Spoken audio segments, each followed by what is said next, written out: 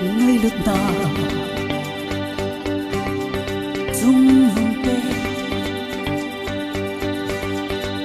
ngay lúc mà sang tên của ai ngay lúc mà băng và thằng tung đôi alo pie agape ngay lúc nào sang bên phá ca ngay lúc nào ai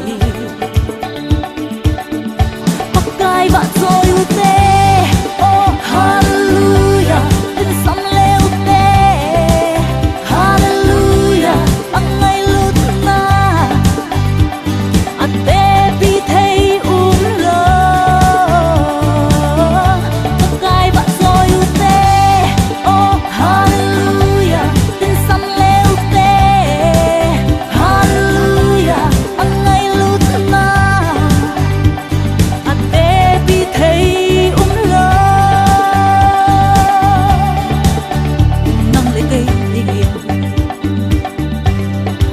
na zong ti lovin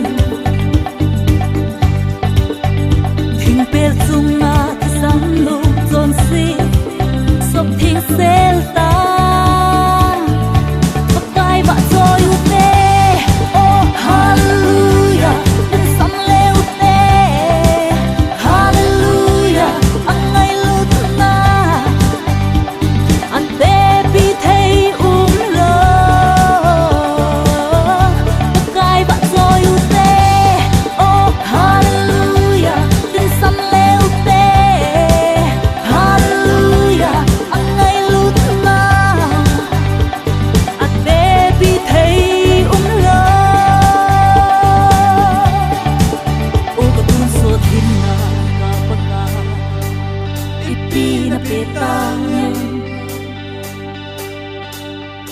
kahit na pumpi abon sa nang ma ading kakila